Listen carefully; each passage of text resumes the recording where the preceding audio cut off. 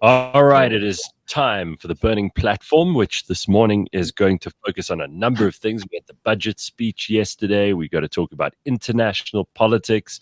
We got to talk about our own local politics. And to help us join in all of these conversations, we have none other than Phumi Mashiko, who's in the studio in Johannesburg, Kanthan Pillay, who's also right over there, and Jonathan Witt, who's also sitting in the studio this morning before he goes off to save lives. So, lady and gentlemen, how are we all this morning? Are we very optimistic about the whole world because we saw Enoch Godongwana and now all our fears are allayed? Let's just have a show of hands. Anybody? Everything's great now. Everything's fantastic. I listened to Putin's speech, and it just made me feel so chilled and inspired. It was good to know there was one grown up in the room. Right. Okay. Well, Kanthan, we've got to sort out your sound. It's very soft. Yeah. There we go. It's just a couple of levels on the board. And how do I turn down these?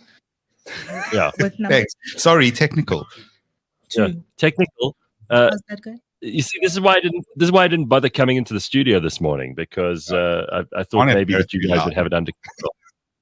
Gareth, you just wanted to not deal with the traffic coming down from Centurion. No, it wasn't. No, I've got a good reason. We've got a big event tonight, and I knew that if I was there at 5:30 this morning, and we were only going to start our other event at like 6 o'clock tonight, that I was going to have all these problems Dr. Mark was talking about just before the show that you guys have joined now. So I thought probably better to make a decision about that this morning. But we've got so much to talk about, guys, and everybody on the show this morning very familiar to our guests. And the nice thing is that we don't have any other guests who are experts in a particular field, so we can talk around all of these issues and catch up on a couple of them. The reason I thought it was a great idea to bring Jonathan back in is because the other day, Phumi, while we were talking about the interminable problems in the ANC, he made some very funny comments to me after he listened to the show later on in the day. He's like, hey, by the way, I just have to take issue with a few of these things that people are saying about the ANC. And I thought that would be a great place to start, because I'm actually quite sick of talking about them. But with this Andre de Ruyter story, with Pravin Gordhan jumping on board that story, with the budget speech yesterday, it's probably not a bad place to start. So let's go to you, Jonathan. What do you want to vent about there? And what's your point of view on all of this? On the ANC, Gareth, what are you referring to? I say many things on a weekly basis about the ANC. You said to me a while ago that you actually think that it's becoming boring to keep looking at what's wrong with the ANC, because that's the cancer at the heart of South Africa. And even in the comments section, we see people saying, "Oh well, ANC just corrupt, rotten thing, and what's the point of even talking about this?" So, I mean, where are you in terms of when you watch the news, or if you have to hear things from people like Pravin Gordhan, what is your default setting, and kind of how do you get something useful out of that? I mean, my default setting is they are what they are, and they're on autopilot at this point. I mean, there's nothing new to come from that party. They're not of any particular interest. They're not going to do anything different. There's not much to talk about. Whatever you could have said about the ANC 5 years ago, you can say today. There's no one new coming. If you listened to this show, if you listen to things like the Renegade Report, if you listen to any kind of alternative sort of commentary in the last 5 to 10 years, they told you exactly what the ANC was and what they were going to do. And in fact, they did that while the economists were saying Cyril was our great hope, while they were telling you that, the new dawn was coming, that things were going to get better just around the corner. The ANC is essentially a communist organization who have implemented to the best of their ability that ideology in this country. That's now reaching sort of its death spirals in terms of what more they can do with it. And there's not much more to say. They're kind of boring. It's the same as Enoch Godongwana's speech. What do you sort of expect out of that? What do you think he's going to say? What new stuff is he going to bring? What could they possibly bring? I know Phumi says they've got to bring new ideas, and she's right. But the ANC is never going to do that. They're not the party to do that. They will not be the party to do that. Certainly not in their current iteration. I just think you can kind of predict everything that's going to happen, and many people have over decades now predicted what is going to happen by the way that party presents itself and what they tell you they are and what they tell you they're going to do. There's nothing left in terms of, you don't have to watch the news to know these things. I mean, you were talking about the Reuters interview. I haven't actually seen it, but I've seen sort of commentary around it and what he kind of said and alluded to. What did he say there that we didn't all already know? There's That's nothing, what Phumi said. there's nothing there's nothing new. It is what it is. Yes, the ANC steals at every opportunity. Everything this government does is an opportunity to steal. Everything. Every new piece of legislation creates either a new department, which is a way to deploy new cadres to salaried jobs, or it's a new process created. Remember, you're not allowed to take your tires. If you have your tires replaced a few years ago, they made it illegal for you to actually take those tires away from the tire place. So you have to leave it with the tire place, and then they added a fee onto your tire replacement because they're very worried about the environment, Gareth. Hugely worried about the environment.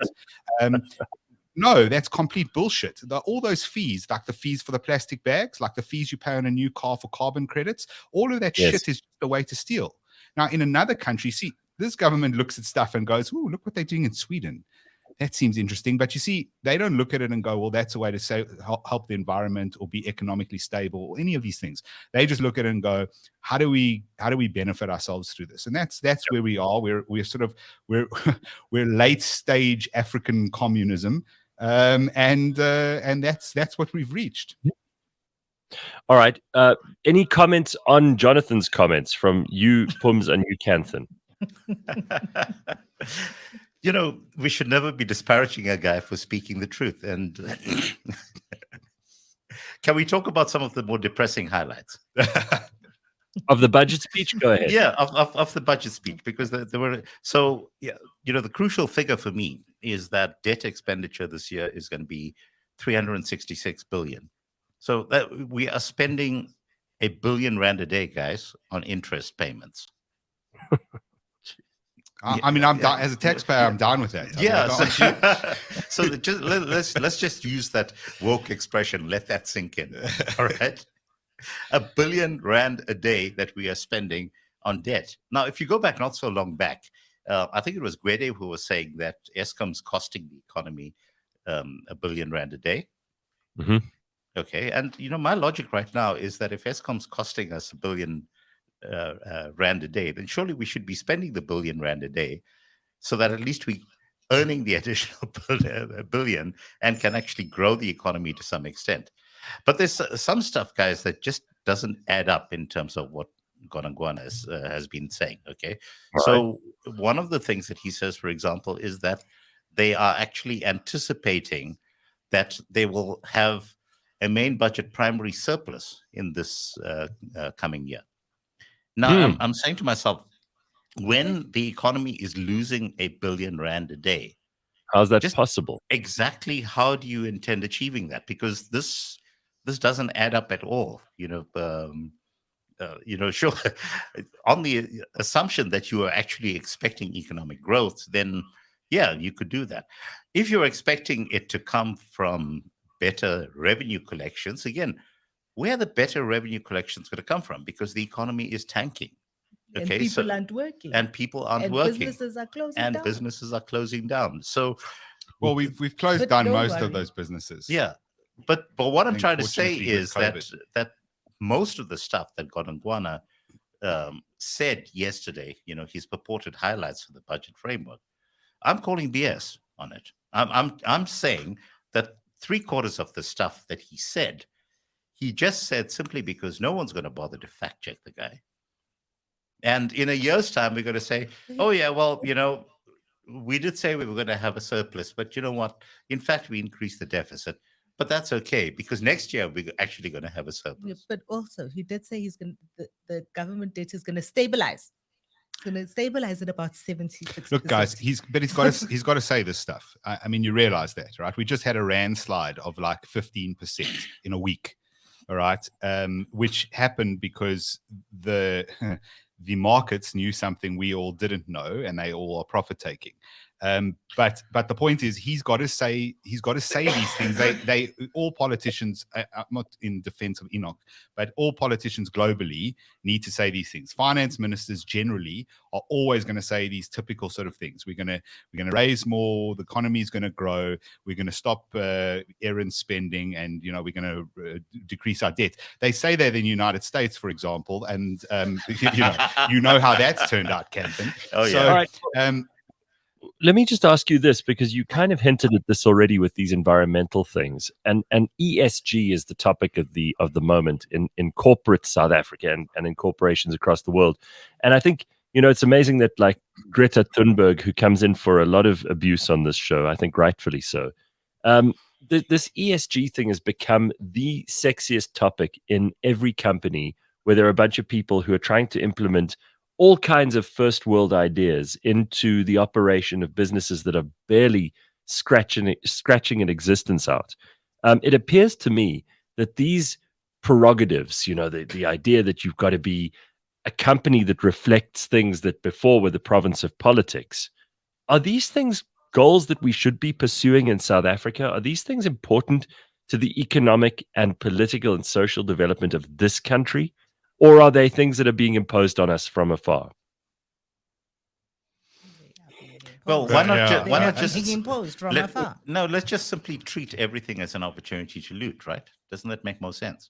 Well, that's diluted down what happens in a South African context. But we're in the middle of Sandton here, and the companies all around here who will all have ESG policies, they're not using it as a reason to loot. They're doing it because this is what everyone in business is doing now. Remember King 4, was it? Everyone in business was doing that for a while because that was the jour thing to do. And businesses do this because businesses, for the most part, hire a whole bunch of extraneous people who they don't need to hire, who have nothing better to do. So they find them stuff to do. Public relations is a good example. Human resources is a good example. I mean, why do you need a human resources department for the most part? You want to employ people and you want to fire them and you want to give them leave. But human resources departments are the biggest departments across all companies across the world. That is unbelievable to me. Google, the largest department. You're saying we don't need sensitivity trading? Yeah. So, Jonathan? So this is the point. Is generally useless people find useless things to do. Now, ESG obviously is an ideological thing which doesn't come from here at all. And Gareth, you ask, is it important? Well, some people will say, well, it's very important. We want to be socially aware. There has to be good governance and ethics. And of course, the environment. We care about the environment. And, at a very sort of superficial level, you can say, well, those things do matter. The problem, and as I was discussing with someone the other day with regards to Eskom, is what matters more, right? So if I give you those options, or I say a reliable energy supply in the country, which one are you choosing? Now, surely reliable energy supply. But I'm being told by someone who's very senior in the Department of Energy that Barbara Creasy from the Department of the Environment is basically pushing ESG targets on Eskom. So even if Eskom was perfect and was running optimally, we would not be allowed to run most of our coal-fired power plants at their absolute capacity because Barbara Creasy is using European ESG guidelines to make sure that doesn't happen. Now, this country needs, it's a Maslow's hierarchy of needs. It's like we can discuss whether these social and these environmental things, how much they matter and how much we want to focus on them. But the reality is, if we don't have people eating, able to feed their families, having jobs, and having energy to do that, which, by the way, is the only thing that's going to lift this country out of poverty at this stage, you need energy first. Starts there, and then you can have all the other stuff. That's a major problem. So, the ESG stuff, and look, I mean, if you want to get it, this is a whole nother show, but ESG is an ideological scam. Which, again, people haven't read history books because these are idealistic sort of, again, I'm going to invoke socialist and communist goals. That's where this comes from. That's what the ideology is. It's Marxist ideology. And it's forcing stuff down from the top. Taken their money, but when you have taken their money, you have to dance to their tune. And this is the thing about you were speaking about being in the middle of Santon and all of these companies around here. Who are the shareholders and who are in the investors in those companies? Sure. And this is where we are, and it is not about what South Africa needs or what the big environmental problems in South Africa are. We talk about South Africa and scarce water resources in this country, but nobody talks about the issue of the Kalahari growing exponentially every day. That's one of our biggest problems. Our problem is not about carbon emissions. Our problem is about desertification, but nobody has that conversation because that's not where the money comes from. So if you take their money, you're going to have to dance to their tune. Well, we just took almost $9 billion from the United States and the EU to decarbonize. Yes, maybe that's where our transition. We've borrowed the money. Just energy transition. We've borrowed that money. Exactly. Use words. That debt that we're talking about. Well, that's part of it, Phumi. But just to point something else out is you were saying, even us worrying about being a carbon country. Should we be worrying about that? That's a question to be asked. We have people worrying about Shell off the coast of the Cape doing some sort of deep sea exploration, and people are worried about a few dead whales. Now, if you told me your options are 100 dead whales, and then you get a few trillion rands over the next 10 years from Shell. Or you can have no dead whales and no trillions of rands. I'm taking the trillions of rands. It's the same as the Karoo. I think the Karoo's pretty, but I would frack the hell out of the Karoo. Why? Because there is one of the largest deposits of natural gas under the Karoo. If we fracked the Karoo, we would make billions or even trillions of rands. This country would lift itself, assuming it didn't all get stolen. I know that's going to be the sort of caveat, but we could lift ourselves out of poverty almost overnight. Everyone in this country could go to a private school. Everyone in this country could go to Harvard, in theory. And everything that's where the sovereign wealth fund would come from. But Jonathan, understand, here's the reason why we screwed in terms of being able to actually achieve that. If the ANC ends up doing the fracking stuff, they're going to steal it. If the DA gets into power, they're not going to frack because, from their perspective, they want to do this ESG bullshit. So either way, we are screwed. Well, yes. Let me just show you guys this quickly. This is an interesting, and this may have some relevance for the topic that's at hand. It looks like a gun, but I promise you it's a graph. We've got positive trust in business versus positive trust in government on this chart. All right. And it looks at countries across the world. South Africa has the most positive trust in business and the least in government. Saudi Arabia has the most trust in government and very little trust in business, mostly because everything is run by the government in Saudi Arabia. But the other countries that are in our sort of sphere here, we're talking about Mexico, far more trust in business than in government, mostly because Mexican government officials like ours are crooks. The US and Japan, more trust in business than in government. And then Sweden, China, and a couple of others who have more positive net trust in government. Any comments on this? Because I don't hear China and Russia featuring on this. China's what's going China on? has China a positive trust in China's government.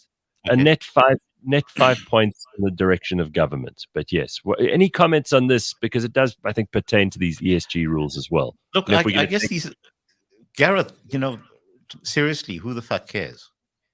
Because, really? Does it actually make our lives better? The answer is no. I think we spend a lot of time, talking about these surveys and what people think about stuff. But, fundamentally, what's going to make us work as a country is what we actually end up doing. And it's got nothing to do with what we think about stuff, Yes, right.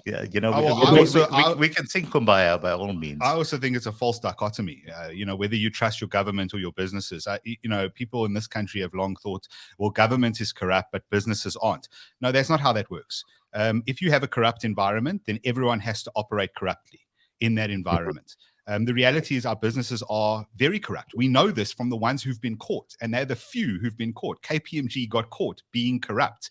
You think the other auditing firms are squeaky clean? Think the Guptas got billions and trillions out of this country squeaky clean, and all the other politicians? That's a naive thing to believe. Our businesses operate in this system, which is a corrupt system. They will obviously try and do things as much as they can not to get into trouble, certainly.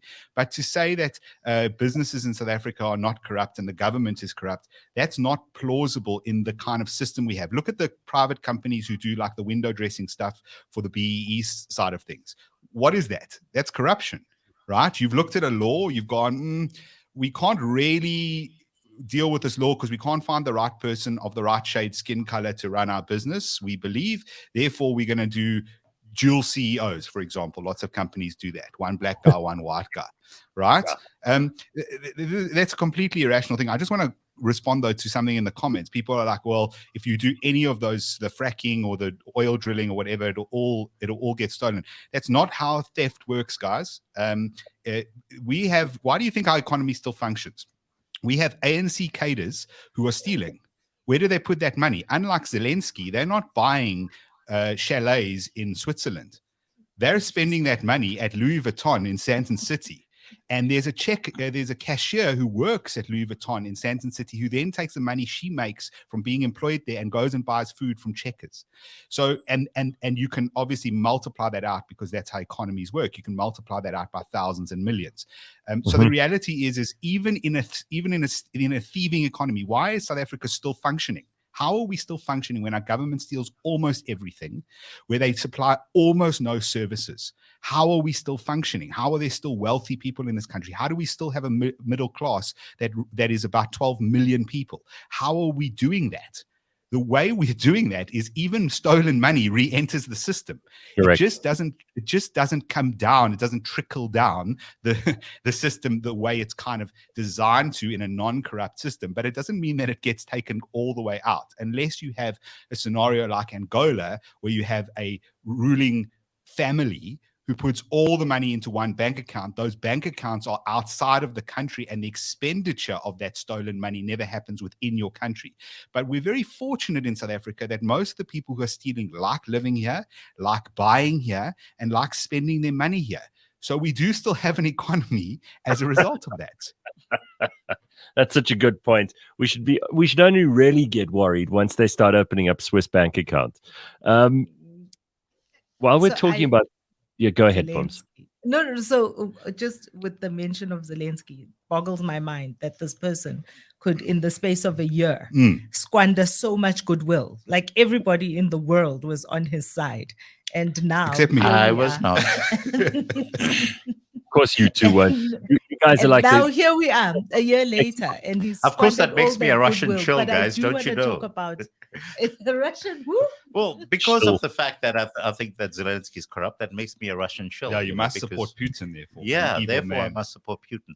By the way, I must point out, Jonathan, in as much as the Rand tanked while our finance minister was delivering his speech, the ruble strengthened during Putin's speech. Well, I want to talk about the speech because Kanthan, you listened to the speech. Yes, Putin's one. What do you make of Mr. Putin and what he had to say? Look, the most crucial takeaway from it was his withdrawing from the START treaty, which was basically, it's a nuclear non-proliferation treaty. And everyone is saying, oh, Putin is prepping for nuclear war. In fact, if you look at what the guy said, he says the preamble to the START treaty says that we are going to work in the spirit of mutual trust and goodwill towards limiting nuclear weapons in the world. The United States, by what they have said in terms of wanting to effect regime change in Russia and providing weapons to enemies in order to take down the Russian government, have effectively betrayed the terms of that agreement. And therefore, we are suspending participation in it because they have proved that they cannot be trusted. And at the point at which they prove that they can be trusted, we will then take a view that we're going to renew participation in it. Of course, the entire media take on it has been entirely different. They are saying that he's bracing himself to actually now go out and use nukes. Yes. Hold on. I just want to bring in the mainstream point of view. Why did Biden fly all the way to Ukraine and fall up and down the stairs of Air Force One and go and visit Poland? Surely his intentions were good. Maybe he's just he's making a statement there that America's there to back their ally. I mean, yeah, how can but you be just listen to that narrative that was built up. Okay, it was a daring trip by Biden to go across there. No, actually, 4 hours before, the Americans called the Russians because they've got back channels. All right, they have to have back channels just to ensure that if the shit hits the fan, no one actually pushes the nuke button. And the back channel in this case is basically to say to Putin, look, Biden's going to be visiting Ukraine over the next few hours, and so call off your airstrikes. And then, did you see the fake siren? And then there were fake sirens. Yeah, they set off a fake raid siren. Yes, they fake. So the Ukrainian then set off fake air raid sirens in Kiev. But hey, guess what? There's the photo op of Biden and Zelensky strolling happily through the streets. But you have to understand, holding hands that got me. Yes. And did you see that awkward hug? The bromance hug. And then probably the best part was where Zelensky's standing there, like a little schoolboy, and Biden's sitting at a table signing something. And then the memes were when you're waiting for dad to give you your birthday check. That's brilliant. Which is perfect. But the mainstream media, Gareth, to come back to your point, okay, they refuse to dwell on the fact that these back channels actually exist. They refuse to dwell on the fact that Putin has actually said that he's not going to take out Zelensky. Okay, and if you think about it, if he takes out Zelensky, Zelensky becomes a martyr. Okay, he actually needs Zelensky in power because Zelensky is the person who is going to have to surrender the country at some point. And trust me, he will actually end up surrendering the country. I do think at some point. Pumi's made a very good point here. He's squandered so much political goodwill across the world. Look, I didn't expect Jonathan Witt and Kanthan Pillay to jump on board the mainstream view. You guys are contrarian by nature, and I think that you often provide, which is why we like having you on the show, a different point of view.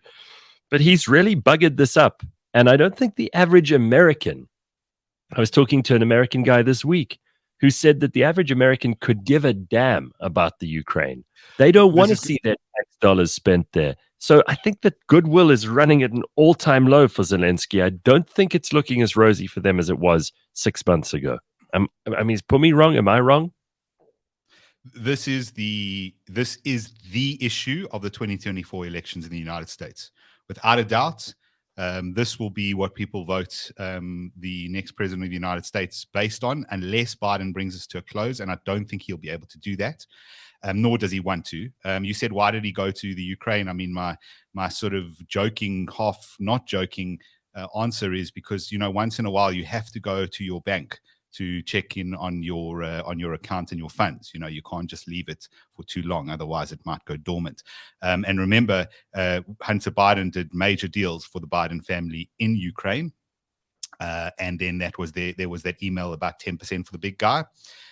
So ultimately, that'll come out probably once Biden's dead and buried. It'll come out how corrupt he actually was. But he went there. He went there to try and be a statesman.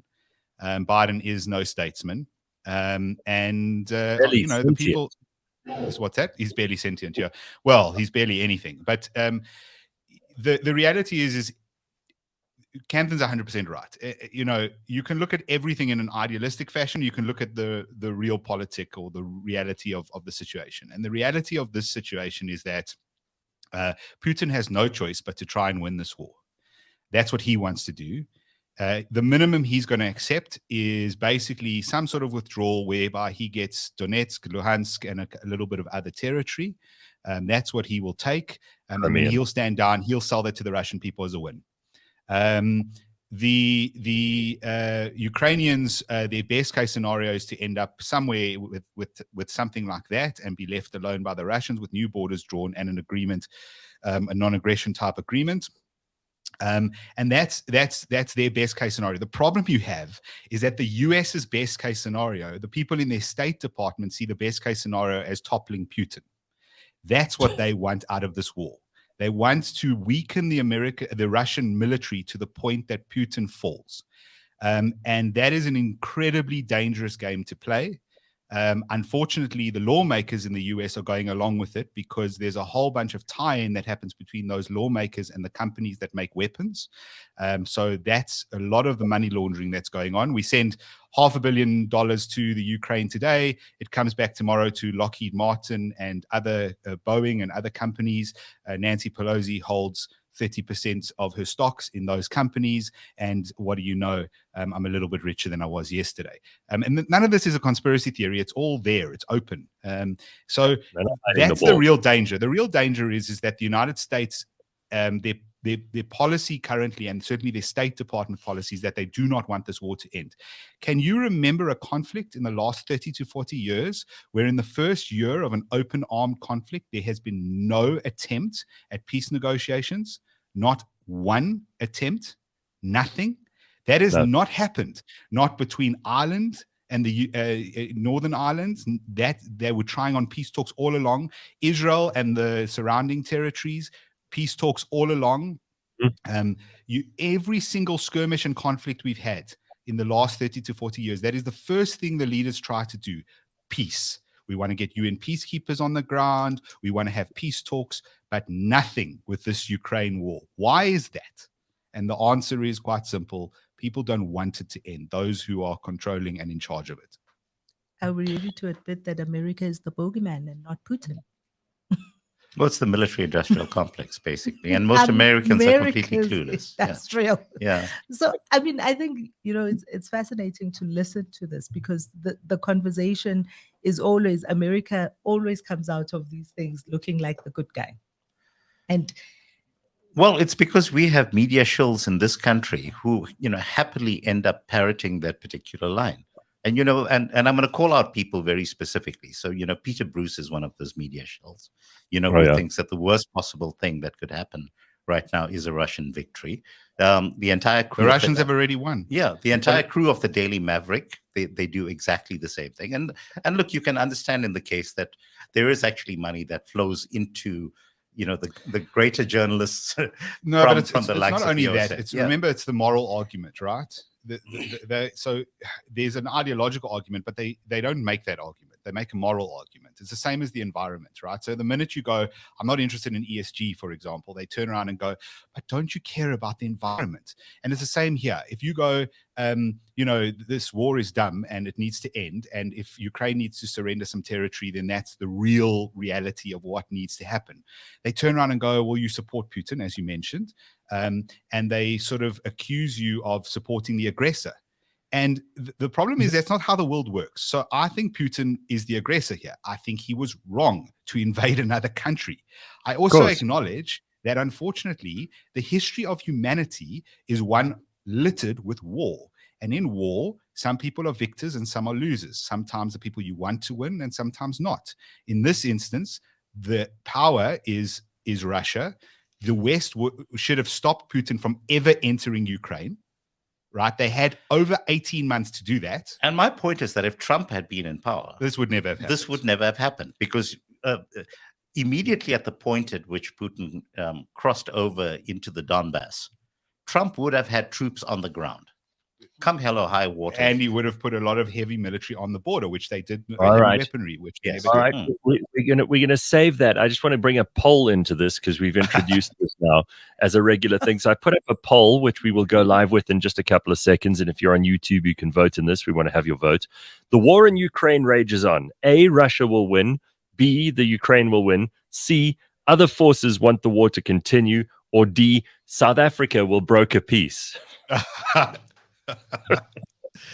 All right, so we want to see your votes on this. Go and vote at our YouTube. South Africa did technically broker peace in the Irish conflict, guys. Let's not forget that. Okay, and shout out to Rolf Meyer for actually pulling that out. Jacob Zuma played a huge role in his extraordinary diplomatic abilities came to bear in Rwanda.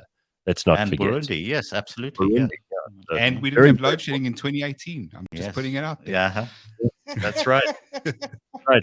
So we're all big fans of Zuma, and we're all big fans of Trump. Okay, so let's just turn our attention to something else that's going on the continent, because seldom does Africa get the attention it deserves. And really, we should be looking at Nigeria because they have already overtaken us in terms of economic growth. Not surprising. And by the way, this was sent through just the other day. There's a chart of South Africa's real economic growth since the 1960s. We can comment on that just now. But Nigeria is facing its elections that are coming up. And Kanthan, you wanted to bring that into the discussion because Nigeria isn't it's the kind of stuff that it falls between the cracks, exactly like you said, Gareth. And Nigeria is holding presidential elections this Saturday. Yeah, they're going to the polls. Now, there's a couple of interesting things in terms of the way in which these elections are being played out. So, firstly, Nigeria's like massive. It's 220 million people in the country. But, how many registered voters? They have 93 million. 93 million registered voters. So that, immediately there's a kind of disconnect in terms of that. They have been trying to get a massive increase in the number of 7 times more than votes here. But the number of people. Yeah, but Jonathan, remember, no. Okay, we've got registered voters who don't bother to vote, which is a different thing. Correct. As opposed to, we had 11 million people who didn't vote in the last election, but they were registered voters, who just, couldn't be bothered to actually pitch up. So Buhari is going to be out because he served 8 years, but also he's basically unpopular. Now, there are 18 candidates that are vying for the position of president of the country. Okay, so but it basically drills down to 3 main candidates. Okay, so you've got a guy named Tinubu. He's Bola Ahmed Tinubu. He's from the All Progressives Congress Party. He's former governor of Lagos State, which means that he's like fairly. What does progressive mean in Nigeria? Entirely different context. It's entirely different context from the US here. But he's also from Buhari's party. Yeah, but he's not from. He was the person who actually steered Buhari into power. Okay, now his election slogan, is "It's my turn." Okay, seriously, that's his election slogan. I like it. He's a guy who's also 76. He's 76. So it's his turn. Yeah. He's about to die. 6 years old. Okay. Wait, he's called the Godfather of Lagos. All right. Kanthan first. Yeah. I think this is because I remember when I first heard this in the 90s, and I think it was one of the elections where what was his name? Was it Obasanjo? Obasanjo won one of those, and it was the first time that I heard about how the Nigerian system. So there's a rule in Nigeria, kind of unspoken, that it oscillates between a northern candidate from the Nigerian north, predominantly Muslim, or the south. So Buhari came from the north, and so now the unspoken rule is that the next president must come from the south, which is where he's from the southwest, I think, Tinubu, and he's from the southwest. Yeah, but he's still, but he's Yoruba basically, yeah. And so, but in terms of population groups that are voting this election, so they're like the single biggest bloc. They make up like 21% of the population. Okay, but the crucial thing is that he's known as the Godfather of Lagos for very good reason, because of the fact that he actually dispenses money, and he dispenses, I would assume, punitive justice as well. He's very famous for the fact that in previous elections, he would actually be distributing gold bullion to people. And this was done openly. The bullion trucks were pitching up at his home. And he openly flaunts it. This is ANC T-shirts to the next level, eh? Absolutely. Okay, so and the thing that they're trying to try. No, just let me just go through. Let me just go through a couple of others. So that's the Godfather of Lagos. Then you've got Atiku Abubakar. Okay, he's from the People's Democratic Party, former vice president. Okay, he's Fulani, so there's 6% of the population. And he is from the north, and he is Muslim. Yeah. But he wants to turn Nigeria into a crude oil refining hub, which is an excellent idea because, there's oil that gets produced throughout the continent, but refining. It has to be moved. It has to be moved elsewhere to be refined. So that's actually a great point. But of course, Abubakar was also implicated in an international bribery scandal. Of course, these things never get to court because they just simply get tied up in processes. And then the last guy, Peter Obi from the Labour Party, okay, He's Igbo, which makes up about 18% of the population. And he's the youngest of the three. And he's 61 He's years old. 61 though. Yeah, okay. But he's a Catholic. Now, but again, this guy was named in the Pandora Papers as having broken laws of his business. All right, dealing. but Kanthan, do we think any world leader currently, anyone who rises to power, isn't at some level corrupt? I mean, have we at least shed that now as a belief? This idea that anyone in the world who rises to a position of power is sort of some sort of pure entity, or is like you and me, follows the law we have, for the most part. There are levels of, there's legal corruption, which I don't have a problem with. Okay, so Trump, we all know that he avoids tax by every conceivable means possible. Yeah, he tax avoids, which is perfectly fine. And I'm fine with that. Okay, Yeah. so some people think of that as corruption, but I'm perfectly okay with that. Trump hasn't bribed foreign governments. Even though people have actually tried. I think he might have bribed foreign governments to build a hotel somewhere. I think that's entirely possible that Trump bribed foreign governments to do that. Sturgeon, But I mentioned that. But look, I think that there's a couple of things, just talking about the Nigerian election, that's interesting for me, and that draws very fascinating parallels to what South Africa is going through as well. Because, so Peter Obi being the outsider, even though there are 18 candidates, being the outsider, and, the Labour Party being a relatively obscure kind of party in the space, and how quickly he's risen up. Also buoyed by the fact that there are a lot of young Nigerians who are tired of all the old guys. I mean, we've got a 70-year-old and we've got a 76-year-old. This guy, even though he's old at 61, he's relatively young.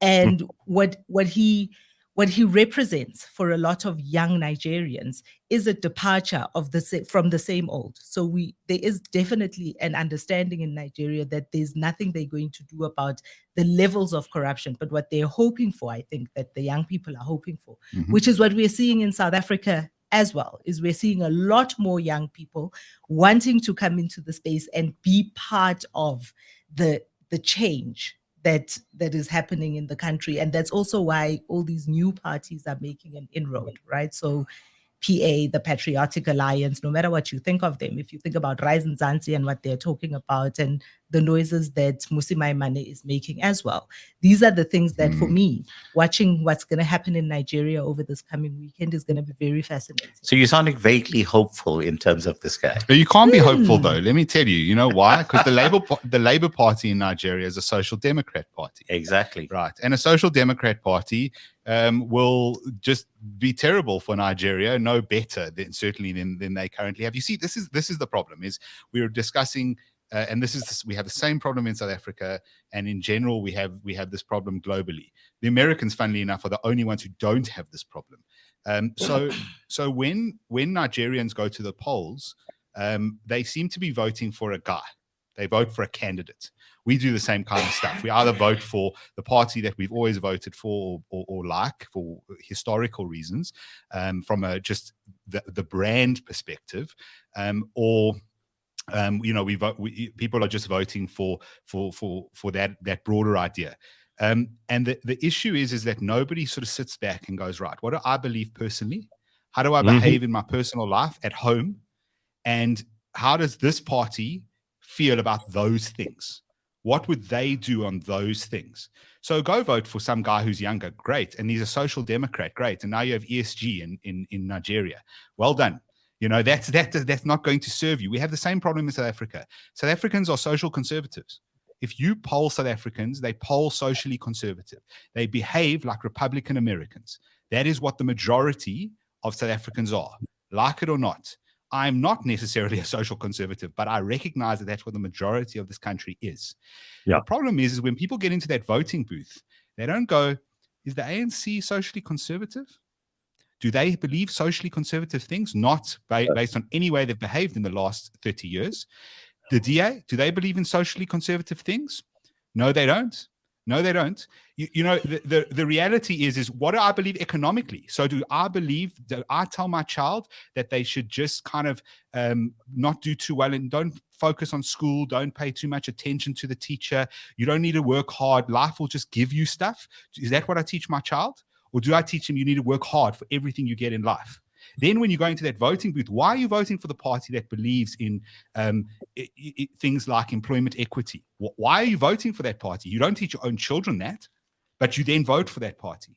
So, these are parts of the problems we have globally. I mean, I hate to sound like a stuck record about this, but this is where you get the government you deserve. If you're not going to think these things through, and you're not going to ask yourself those hard questions, which I suppose most of our country doesn't bother with those questions, then you're going to get exactly what you get. Yeah, I know we've come from the Nigerian issue, but it sounds to me like they're voting for a guy. And we do the same thing in this country. We vote for a guy or a party, but we don't actually, most people don't read. Phumi reads the manifestos, actually reads them. She knows what these parties represent. So assumptively, she's one of the few people who, when she steps into the voting booth and puts a tick next to something or a cross next to something, she knows why she's doing that. My view is that most people don't know that. I said the Americans are an exception because the Americans have been so boxed into certain categories. So it's very clear what you believe if you're a Republican. It's very clear what you believe if you're a Democrat. Well, you have to state when you register to vote. But they have independents, right? So there's about 30% independents. But even those independents know what they believe, and then there'll be swing issues. And that's how the elections get decided, because you have independents swinging between issues because people know what they personally believe and who they're voting for, what that person or party represents. And so that's a major problem we have in this country. Until we get people to align their personal lives and their personal beliefs with the party they vote for, not just this was a liberation party, not just Helen Suzman started this party, not just this is a Christian democratic party, and I'm a Christian, not just those things, looking broadly at what does this party believe, what do they want to do, and would I do the same thing in my life? I mean, the parties don't tell us what they really believe much of the time because they realize that doesn't get them front page coverage. And I think this is part of the problem too. Like Kanthan said just now, if you vote for the DA in the next election, you have to assume that the DA are also on board with stuff like this ESG stuff, which we've discussed at length this morning. And if they are, I can't support them. I didn't like the DA's reaction to COVID in the beginning. I thought it was rubbish. I still think Alan Winde is a major problem. And Alan Winde is a male version of Jacinda Ardern. Correct. So I couldn't vote for them. So when people criticize the DA, they go, well, it's the next best option. Actually, I'm starting to think maybe there are other parties that do that a little bit better and that stand for a more cohesive. There's certain cancers you would like to get over other cancers. So yes, there's always next best options. Hey, we didn't bring you here for your medical advice, but okay. You want prostate more than you want lung. Very That's much true. So. And you definitely do not want pancreas. No. Right. Yeah. All right. Well, guys, any kind of closing? First of all, Kanthan, what the hell is this? Kanthan brought this into the agenda for this morning. Yes, we have an agenda on this show, believe it or not, but it's more things we want to discuss rather than things we want to push down your throats. Kanthan wants us to talk about Transnistria. What the hell is? I'll admit right out front, I don't know what the hell you're talking about. Why should we care about this? Well, to start off, you need to go back to around about the time of World War II. And during World War II, basically you had the Romanians who supported the Nazis, okay? And then you had the Russians who were basically, 26 million of them were killed by the Nazis. And then eventually when the Allies purportedly won the war, and there was this major partitioning that created the framework for Europe as we know today, the Romanian people were split into a couple of chunks. So there was one chunk that went into what became Romania proper. The other chunk went into what became Moldova. And Moldova was one of the Soviet states in terms of the way in which things were carved off. But on the far eastern side of Moldova, there was a tiny strip. Okay, it's around about the size of Biden's home state of Delaware, and they said, no, we actually don't want to be part of these Romanians, and we actually see ourselves as an independent country. So they carved themselves out as an independent country, but basically, and they functioned more or less as a semi-autonomous state up until the time that communism collapsed, and remember at that time, Gorbachev was basically kowtowing to everything that the West pretty much wanted to do. Right. And so Moldova ended up becoming an independent country, but Transnistria, which is the strip to the east, kind of fell through the cracks. So they declared themselves to be an independent country, but no one else declared them to be an independent country. But they actually, for all intents and purposes, have been. It's all the rich people. Yeah, but they have been an independent country for all intents and purposes. And so the Russians then have had permanent troops on the ground in Transnistria, this little strip on the eastern side of Moldova, for the past 30 years. So there's something like 1,500 Russian troops out there. But more importantly, there are massive arms caches from the former Soviet Union that are still out there. Now, Zelensky is now assembling troops on the border of Transnistria, presumably with a view to actually invade Transnistria and to take control of the armaments that are sitting out there. So, and there's only 1,500 Russian troops that are actually guarding it. Meanwhile, over the past couple of weeks, the US has effectively engineered a soft coup again in Moldova, and they've put in place a new prime minister who is very sympathetic to the Zelensky idea of wanting to join Europe, wanting to join NATO. We've seen this playbook before. Okay. Yeah. Meanwhile, there are protests on the streets of Moldova because the majority of the Moldova people are actually saying, no, we don't want to go the way of Ukraine. We'd rather just join with Russia. But also in Transnistria, didn't they have also in their undeclared country a referendum? And they also believe themselves. They want to be either independent country or they want to be part of Russia. Quite right. Yes. But the important thing right now is that, so this comes back to what, Jonathan was saying earlier, that Putin will probably agree to a ceasefire if he's given the Donbass regions. Well, he's going to insist that Zaporizhia is part of that as well because they held a referendum. But I'm saying that he's not going to be satisfied with just those three pieces. He's actually going to insist on taking the entire coastline, because then he can actually wrap the coastline all the way up to Transnistria, and so effectively end up with this U-shaped bulge beneath Ukraine proper. And I suspect at that point thereafter, if the Moldovan government right now does not want to call elections, people are wanting them to call elections. If they call elections, they're going to vote to be part of Russia. But the next phase of this conflict, and remember that Biden met with the Moldovan president and prime minister in Poland. Right. And so the next phase of this conflict is going to be the Ukrainians, purportedly with permission from Moldova, now invading Transnistria to reunite Transnistria with Moldova proper. Well, they better do it quickly. Yes, but at the same time, Putin has revoked a decree that he issued in 2012 that said that he would actually respect the territorial integrity of Moldova. Yeah, well, if they attack him, he's going to go all out, right? Exactly. And I say they better do it quickly for two reasons.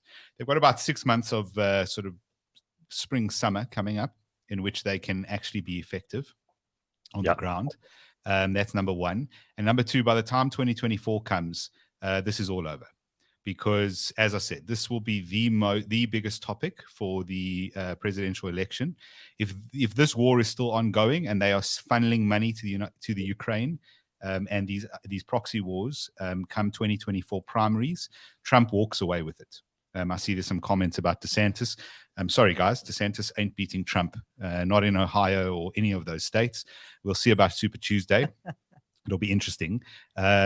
But this will be the topic. And if Biden doesn't want to, or any Democrat doesn't want to lose in one of the biggest sort of whitewashes in history, then they need to de-escalate this war by probably February 2024. Anything thereafter, the American populace is going to be very, very anti.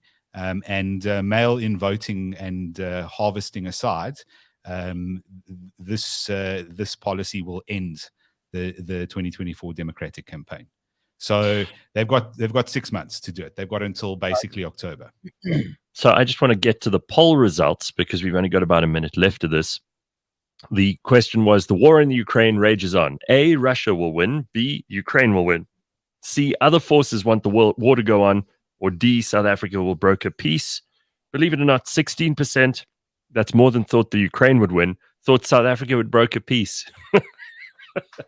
So that leaves the Russians. Yeah, two categories. We'll eat the Russians at the war games.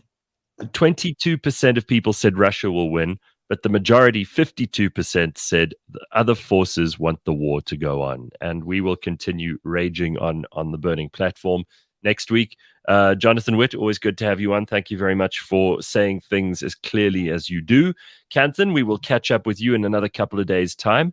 And Phumi will be back with me next week, Thursday, for more. If you've got any suggestions, any ideas, any things you want us to tackle in the burning platform, any guests that you want us to have, let us know. You can get hold of us at contact@cliffcentral.com. All right, everybody, have a good Thursday. Cheers.